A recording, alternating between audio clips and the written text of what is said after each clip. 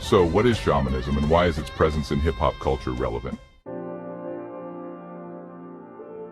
How does entering a trance state contribute to art, culture, and personal evolution? Let's explore this ancient tool carefully. Have you ever been in the shower, washed in ultimate ease and relaxation? As your body sighs with relief, your mind empties. Thoughts become waves of sensation. These sensations become vague impressions, notions that beg to be articulated.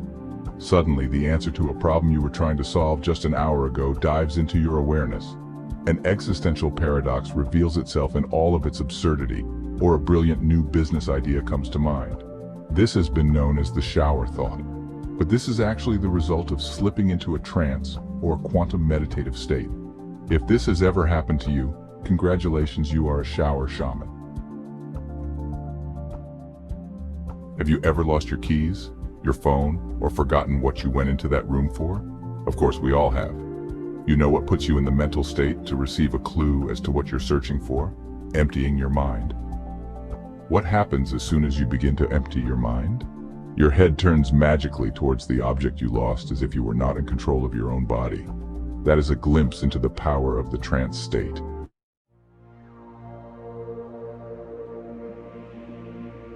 It has been theorized that shamans are able to access ancient information in DNA, quantum states, and the Higgs field itself, by accessing brainwave states such as gamma through meditation, movement, and mindfulness.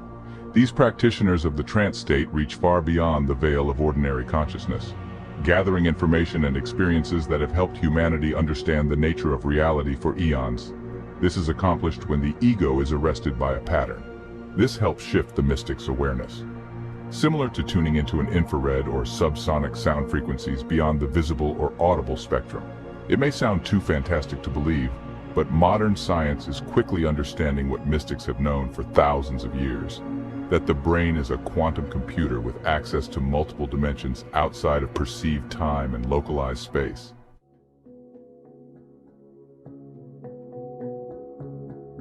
Hypnosis, flow state, trance state, the hypnagogic state, the sacred moment. These are all terms and ideas meant to describe a state of consciousness observed when certain conditions are met. Conditions that arrest the thinking mind and inspire a collapsing of duality into the present moment, a releasing of the gift of ego into a space filled by nothing but the ever-approaching now.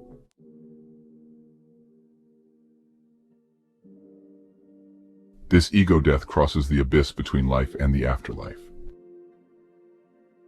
It is now known that DMT, innate to the human body, is released during certain brain states associated with meditation, as well as upon death, thrusting the mystic into a spiritual space of divine union with the source.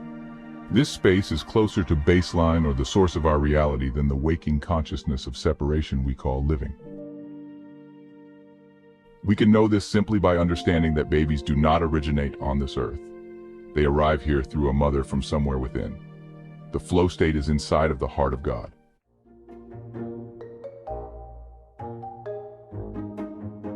It is said that children under the age of 5 may live in a quasi-hallucinatory state comparable to a trance state where their consciousness and subconsciousness is being fed and absorbing information from the environment at a rapid pace. This flow state facilitates their ability to learn to survive in that environment. There are theories that say, like shamans, they are accessing their DNA, retrieving, recording, and activating this creative database that contains everything they need to thrive in that particular version of reality. Programming the rules of culture, language, civilization, right or wrong, into their nervous system, enabling them to become what they are expected to become with the potential for so much more. After the age of 5, the same children may gain the ability to project themselves into the illusion of a future or subject themselves to the illusion of the past, removing them from the magical moment that designed them.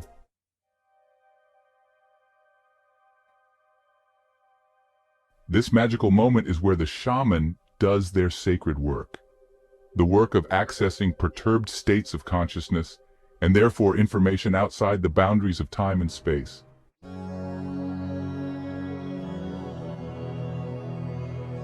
No one can really say where the roots of the shaman come from. My personal theory is that some individuals are born into this world naturally hypersensitive to stimulation, which may make it easier for them to fall into a trance state. These individuals are often labeled as ADHD, HSP, autistic, or even crazy in Western culture.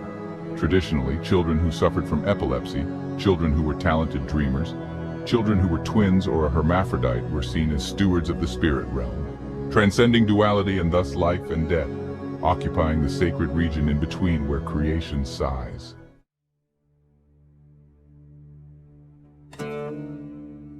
These individuals were typically taken in by the medicine men, the healers, the witches, the shaman, the seers, the oracles, the mystery schools and houses of divination as mediators between heaven and earth. The archetype of the shaman, the priest class, the magician, exists in every indigenous culture around the world.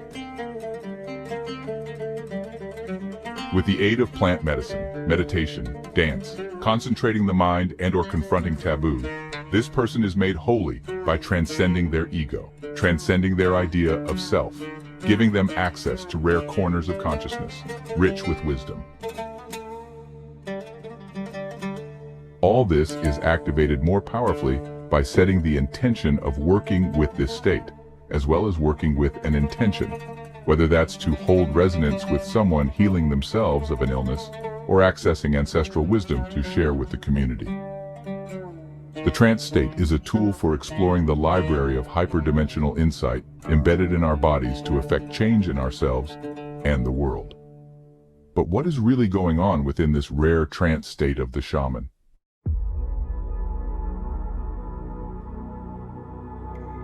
In our modern day, there's been a great many researchers, scientists, and doctors who understand much more about this state. But they don't understand everything. This flow state is seen as a way to access the subconscious mind where thoughts, habits, behaviors, and belief systems are stored. A cocktail of brainwaves, stimuli, and meditative techniques can lead to this powerful altered state whose mechanisms remain a mystery to modern science. A recent discovery of interest has been the gamma brainwave. A gamma wave, or gamma rhythm, is a pattern of neural oscillation in humans with a frequency between 30 and 100 hertz, the 40 hertz point being of particular interest. One of the earliest reports of gamma wave activity was recorded from the visual cortex of awake subjects. Recently, it has also been recorded in the brain waves of those in the act of lucid dreaming, in advanced meditators, as well as those with epilepsy and schizophrenia. Gamma still remains a mystery to be explored.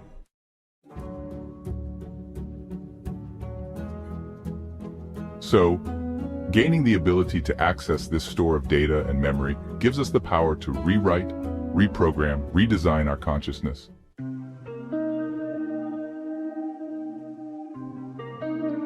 Dr. Joe Dispenza has demonstrated in seminars with hundreds of participants the power of meditation and intention's ability to affect the physical body. John C. Lilly called this opportunity metaprogramming the subconscious mind. With this knowledge, we know that this tool and these techniques are not reserved exclusively for the shaman, but available to all. In the flow state, we all have an opportunity to redesign ourselves.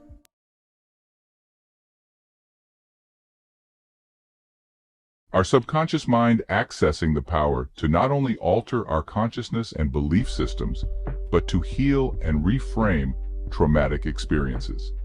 To approach physical illness with an authority and knowledge that the mind truly has control over the body. And this is magic.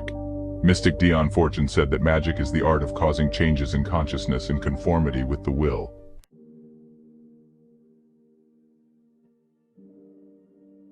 When people can't seek change in any direct way, through protest, policy, discourse, or otherwise, then they seek magic to make change.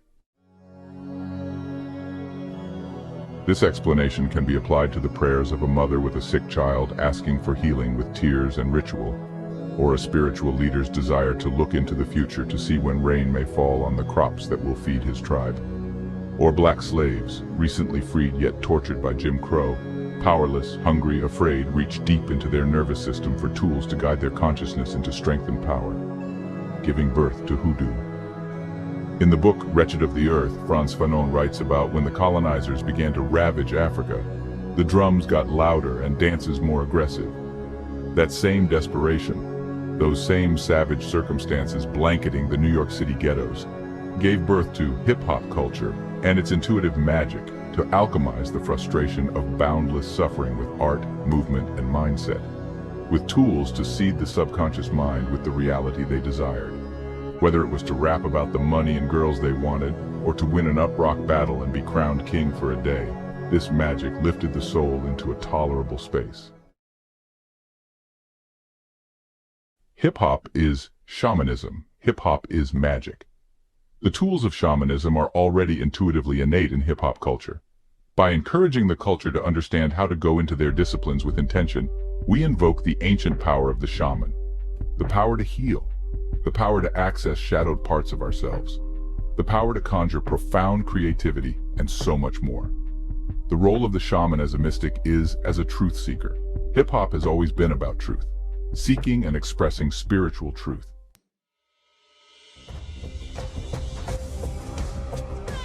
It's time for the culture to recognize its spiritual power and learn to use these tools for personal evolution effectively. Join me in episode 4, where we will explore the art of DJing and turntablism as a tool for accessing and inducing trance states.